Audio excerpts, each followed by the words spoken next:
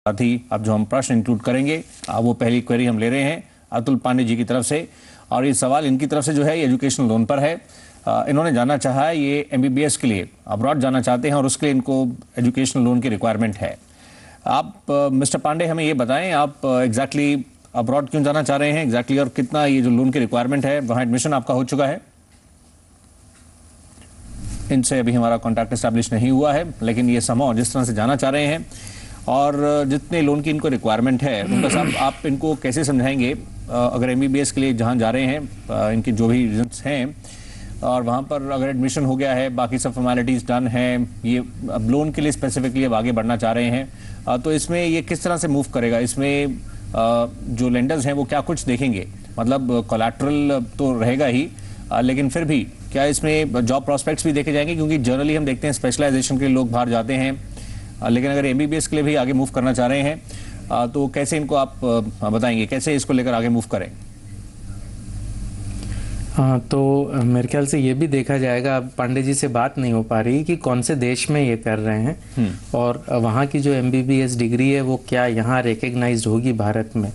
क्योंकि अगर भारत में रिकग्नाइज्ड नहीं होगी ये डिग्री तो इनका चांसेस कि ये वापस आएंगे कम हो जाता है। एनीवेज, सो दैट इज़ एक कंसिडरेशन वो भी होगा। क्लियरली कौन सा देश है उस पर डिपेंड करेगा, लेकिन अगर रिकग्नाइज्ड कॉलेज है, रिकग्नाइज्ड डिग्री है एटलीस्ट उस देश के मुताबिक और मेजर देश है अगर, तो इनको लोन मिलने में दिक्कत नहीं होगी, क्योंकि पांडे जी ने हमें लिखा था कि उनके पास एक पुश्तैनी उनका परिवार के पास मकान है जिसकी कीमत करीबन 60 लाख है और उनके पेरेंट्स की या जिस फर्म में उनके पेरेंट्स ओनर्स हैं उसमें 6 लाख रुपए की सालाना इनकम भी है। तो पेरेंट्स को गारंटर बना के या उस फर्म को गारंटर बना के प्लस उस मकान को गिरवी रखकर 20 लाख का एजुकेशन लोन मिलना तो मुश्किल नहीं होना चाहिए। इतना लोन फॉरेन कोर्सेज के लिए बैंकें दे देती है।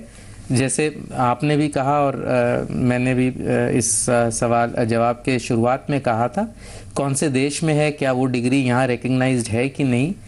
उस तरीके से यहाँ के जॉब प्रॉस्पेक्ट्स या यहाँ के प्रैक्टिस प्रॉस्पेक्ट्स क्या हैं उसके बेसिस पर ये लोन इनको मिलने की काफ़ी अच्छी संभावनाएं हैं। जी,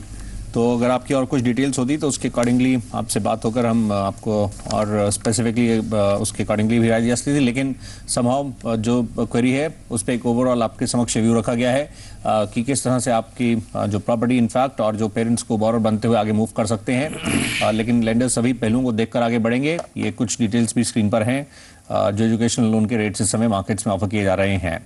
अगला प्रश्न उनका सवाल हम जो लेंगे